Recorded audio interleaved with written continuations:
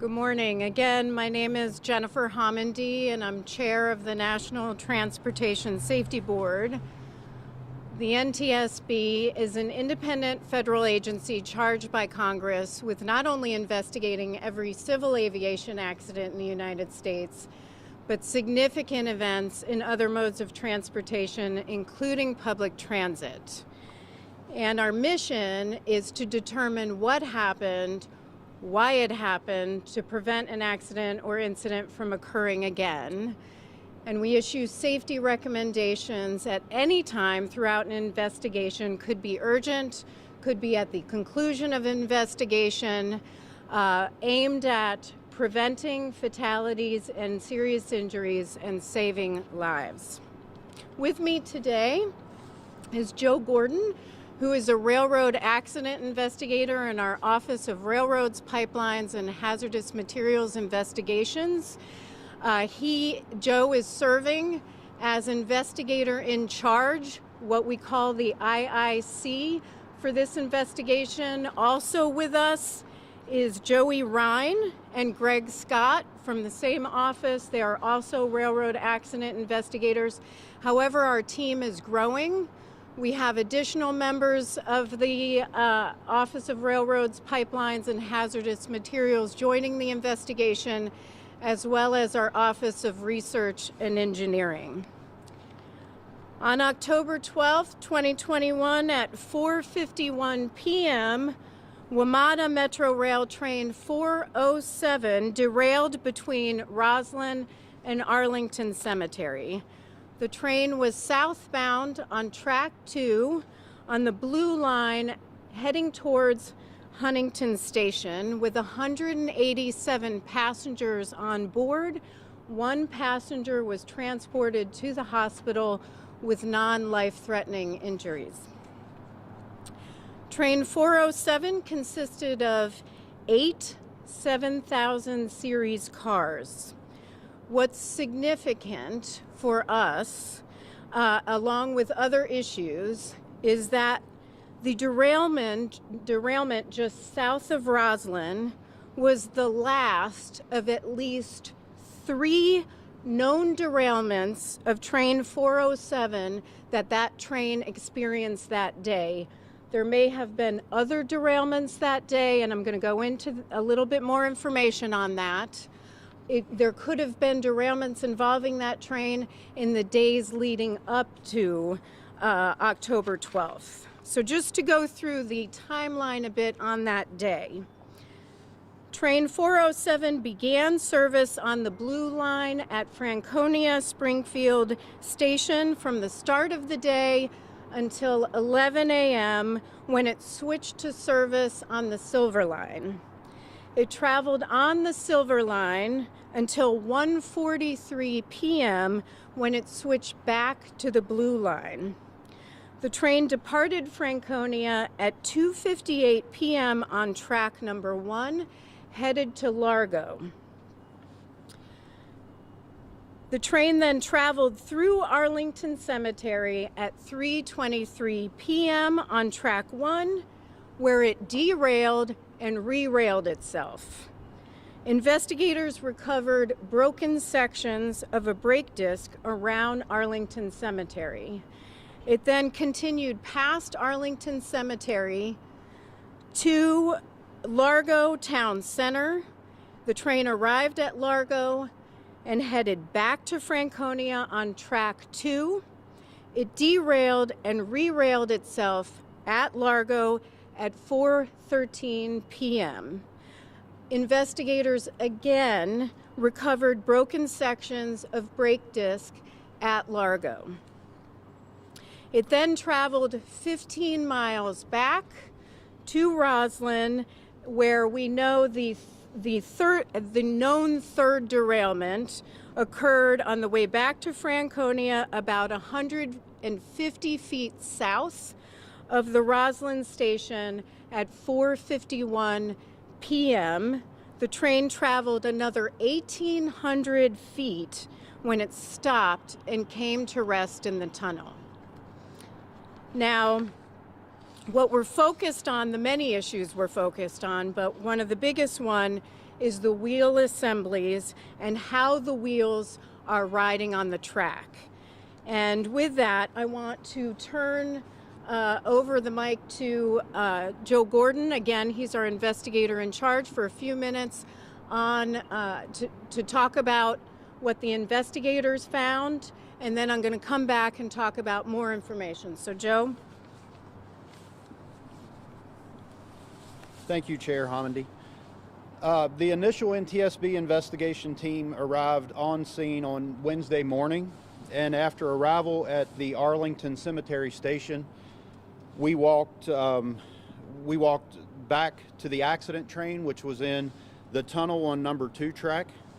NTSB performed a preliminary assessment of the accident train, and then we walked further back towards Roslyn Station and identified an area where the derailment had occurred.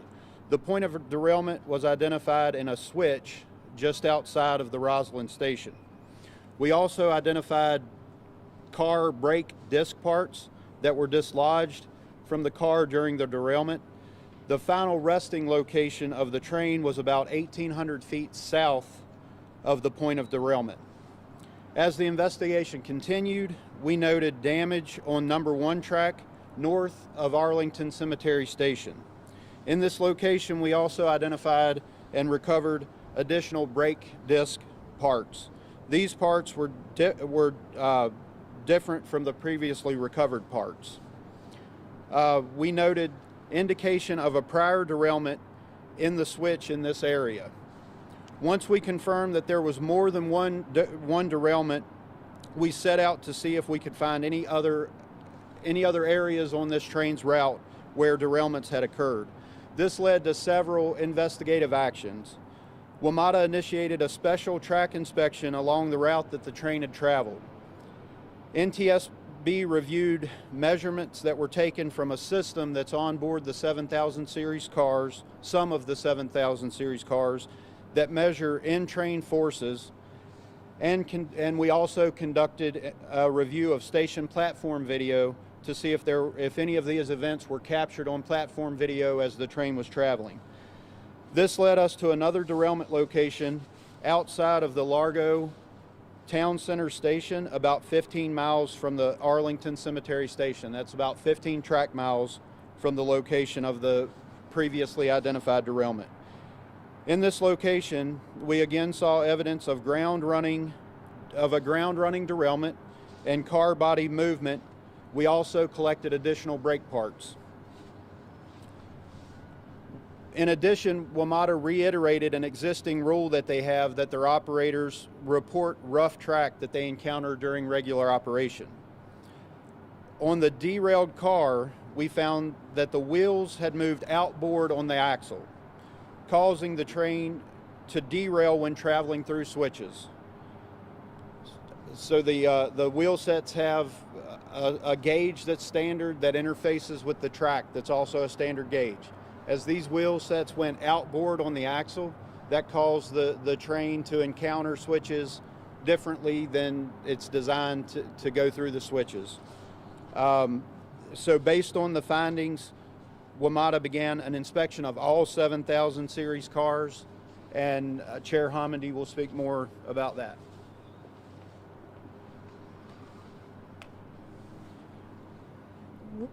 During the course of the preliminary investigation, we were made aware that WMATA was aware of this situation with the wheel assemblies going back to 2017.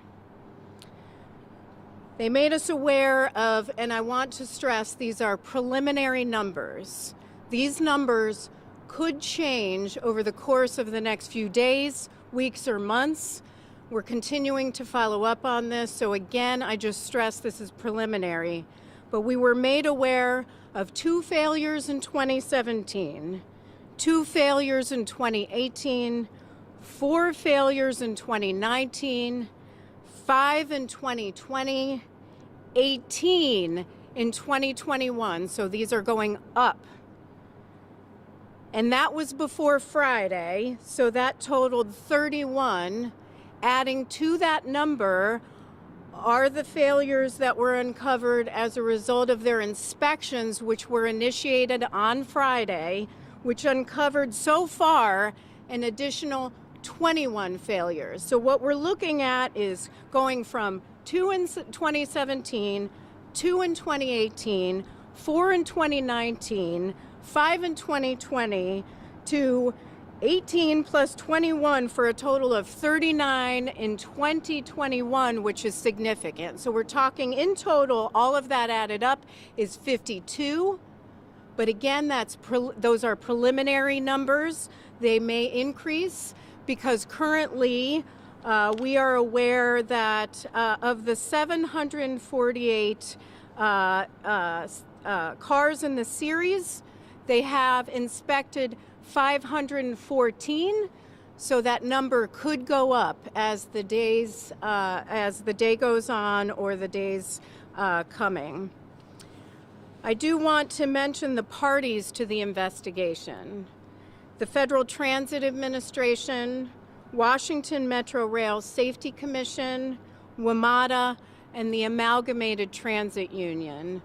The benefit of becoming a party to our investigation is you learn about safety deficiencies at the time we are learning them, so that you can take action to protect public safety.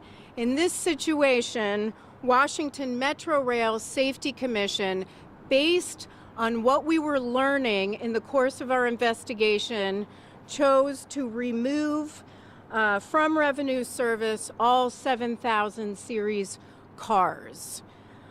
But again, that it is a benefit of being a party to our investigation, so you can learn of safety deficiencies as they are identified and able to take corrective action. I will also stress that we are concerned about other transit agencies in the United States. These cars were made by Kawasaki, and so we may at some point issue an urgent recommendation, or I'd say if you're a transit agency operating in the United States and you're listening, make sure that you're checking your cars as well. But this is something we're going to be looking at in the course of this investigation to determine if there are more systemic issues throughout the U.S. and throughout transit systems operating in the U.S. Before I take questions, here's what I want to stress. We are fortunate that no fatalities or serious injuries occurred as a result of any of these derailments. But the potential for fatalities and serious injuries was significant. This could have resulted in a catastrophic event, which is why we went and why it's important that we identify these safety issues in advance so we can protect public safety. So with that, we'll take some questions. Please identify yourself by name and your affiliation. Tom Rousey, ABC7 News here in D.C. When you mentioned the number of failures you just gave, is that a derailment each time? And if these are derailments, how is it that the trains are so easily getting back on the tracks after? Yeah, so the question was for the 31 that were previously identified, how were they able to get back on the track, and was a derailment and re-rail, did that occur at the time? That is something we still have to determine. We were informed that they did not result in a derailment, that they were identified through measurements in their 90-day inspection intervals. But again, that's something that we have to confirm with respect to how they were able to get back on. My understanding so far is that WMATA was working with Kawasaki to address potential safety issues. We have to still get information and data on how that was addressed, what discussions were taking place, what data they relied on for determining what the safety issues were, and the decision making in the resolution that they chose. So that's more information to come. Bruce Lachey from WUSA 9 here in town. Did WMATA take appropriate action going back to 2017 in addressing this? And if not, why not? The question is whether WMATA took appropriate action going back to 2017 to address the situation, and if not, why not? That is exactly one of the questions we have in this investigation, and something we will be looking at, because we do want to look at decision making on WMATA's part, what actions we're taking, and what led them to those actions, and whether they were sufficient. Sir. Justin George, Washington Post. I'm wondering, it's early, but are these problems fixable, or are these trains need to be taken down and they can be down for a while? And what does that do to the transportation system of this region, which really depends on transit? Yeah, the question is, what does this do to the region if these cars need to be taken down, and do these cars need to be taken out of service for any significant amount of time? I mean, this was a decision that the Safety Commission made. I will say, from a safety standpoint, we're happy that they prioritized safety, because again, this could have been catastrophic. So their focus here was public safety. I do appreciate, though, that Metro provides transportation for a significant number of people in the Metro region, and that is something that I would say you'd have to ask the Safety Commission about, because it came out of their order. Sir, I know you had your hands up. Is this a manufacturer defect? Is this something that changes over time in use? Do you know more about that? The question is this a manufacturing defect and something that may change over time? We have to determine that still. Again, we're at the preliminary stages of our investigation, just trying to collect data and information related to what was experienced last week and what we're learning as more and more information is identified, but that we'll have to look at. Hi, Melanie Olney from Fox 5 in DC. So the wheels, is that separate from what was identified in the Metro Rail Safety Report as wheels out of ground? Because it sounds like you're talking about wheels that kind of spread apart versus not being You wanted further clarification on the wheel assembly. So you have an axle and the two wheels, and the wheels are moving outward.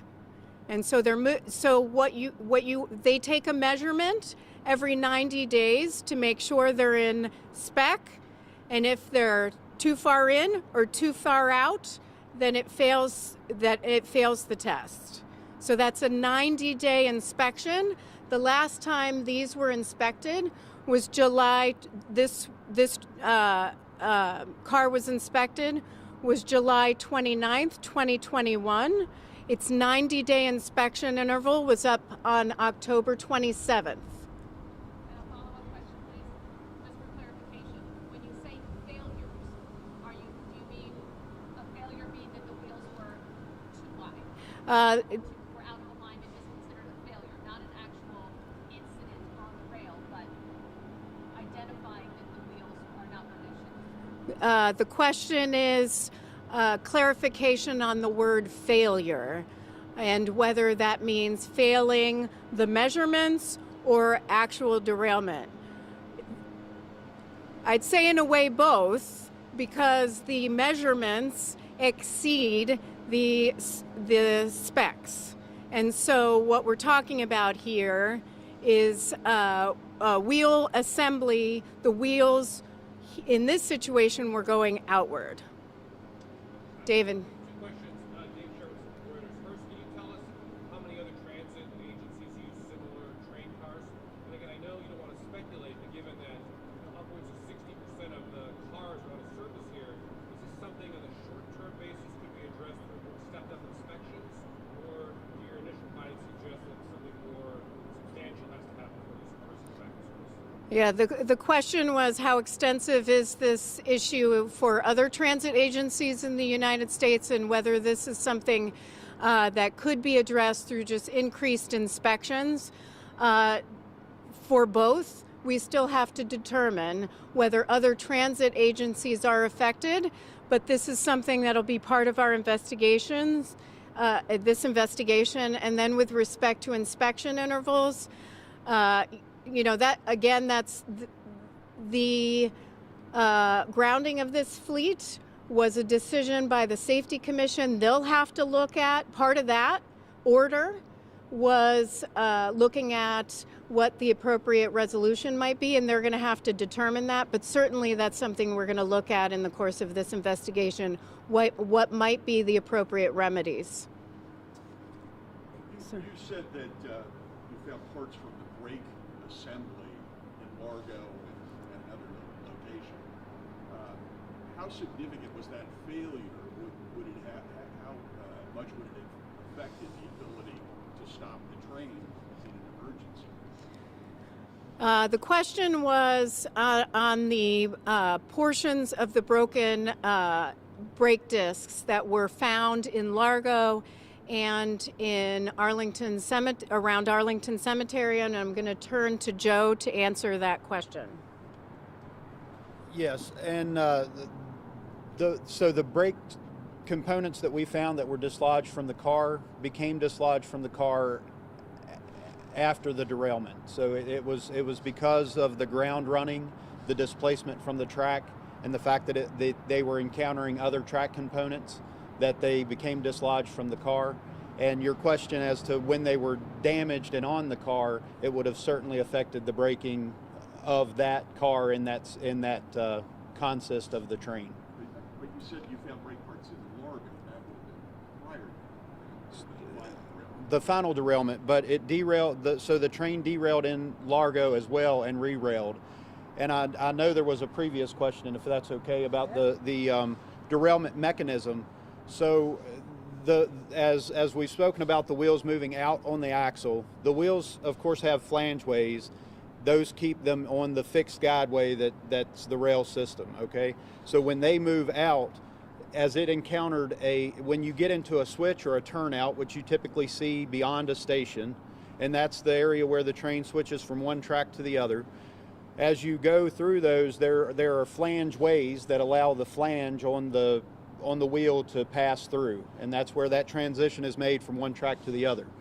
So the flange ways, in this case with the wheels being out of place, they contacted the frog point on the switch, on the facing point. As it was going through a switch, it would contact a frog point. It would go up on top of the frog point, get to the heel of the frog, and it would derail off of the rails. It would run off of the rails ground running until it got to the other end of a turnout. When it got to the other end of the turnout, it would basically go back on in reverse of the way that it came off. The reason that Roslyn was a final location is there was no turnout, there was no crossover at Roslyn. So Roslyn was a single switch. So the train did not encounter the components on the other end that would have corralled the wheel sets and put them back in place on the rail. So the previous derailment, Arlington, re-railed, goes to Largo, outbound at Largo, derails and re-rails, and then when it gets to Roslyn, it derails and it does not have the receiving end of that turnout to re-rail the train. And I would add at Roslyn that there was some damage to the third rail, and that there was arcing. The power was shut off within a minute, but again, that's why we talk about this could have been catastrophic if we're talking about, cars hitting the side of a tunnel or potential for a fire or arcing that continued past, the point of when they were able to shut that down. I thought there was, yeah. Hi, Greg Wallace at CNN. Going back to other systems that might be affected, has NTSB had any conversations with other systems or other systems reaching out? Can you tell us about any conversations, communications? Not at this point. Yeah, not at this point. I'm sorry. The question was, have we had other conversations with other transit systems since the start of our investigation? Not yet. That will come. But at this point, we're really focused on the situation here at Metro. Justin? Just really quick, I want to ask, do you know what other transit agencies in the United States have Kawasaki rail cars? And then second of all, I just want to be clear, I can tell this is clearly a catastrophic, anything catastrophic, but does the NTSB agree with pulling the entire line out of service? Would this have been something the NTSB would have done itself? Is that, I just want to see, again, if that course of action, which clearly is for safety and in safety's case, but would it be something that the NTSB would have done itself? The question is, would have removing the 7000 series from operation been something that the NTSB had done? We certainly could have recommended that. We don't have the authority to order that, of course. But again, we were still looking for information, identifying all the safety issues, and this is a advantage of being a party member to our investigations, where you can take immediate action if you have concerns about public safety. And I will reiterate, outside of the fact that this could have been catastrophic, I appreciate that the Safety Commission put safety first in this situation, and they needed a good handle, and we still need a good handle of how extensive this issue is, both in Metro and transit agency-wide throughout the United States. Hi, Christy Patino, WDBM 25. I spoke to a woman who was on the train, and she said that one of the cars started to fill with smoke and haze. Wanted to see if you could confirm that, if you have any new details as to what could cause that smoke. The question is whether there was smoke. There were reports that I had seen about smoke that had filled the car or in the train. There was arcing, so that certainly could have caused some smoke. We don't have information on that to lead us to any firm conclusions on whether there was smoke. I will say that when you're in a tunnel, there's a lot of debris, and certainly when a rail car derails, that kicks up a lot of debris as well, a lot of dust. So it could be that as well, but something that we're looking at further. Was the NTSB notified of these incidents before this The excellent question was, were we notified of the previous incidents of failure going back to 2017? The answer is we were notified of that during this investigation. We were not notified prior to this investigation. Last question. I wanted to ask, how concerned are you that train 407 wasn't pulled out of service earlier in the day? If they're finding brake parts, shouldn't it have already been out of service by the time it derailed the third time? Yeah, I'm going to ask Joe to take that question. Yeah, because of the coupler system on transit cars, they're married pairs of cars. So it's not like a freight car where you're going in and switching cars to go to different locations. These train consists get put together, and for the most part, they run around in that same assembly. So as there's a robust coupling system that didn't separate the train, which would have initiated a brake application. And with the operator's cab, this car being 4 cars back in the consist, the operator's cab, he was far enough ahead that according to interviews, there was nothing felt from his perspective when these previous derailments occurred. So we'll be looking at that further in the investigation, but that's what we know currently. Thank you very much. Is there any indication any other series cars might be? We did find the brake parts afterwards. They didn't know. No brake parts were found. They were found as a part of our investigation.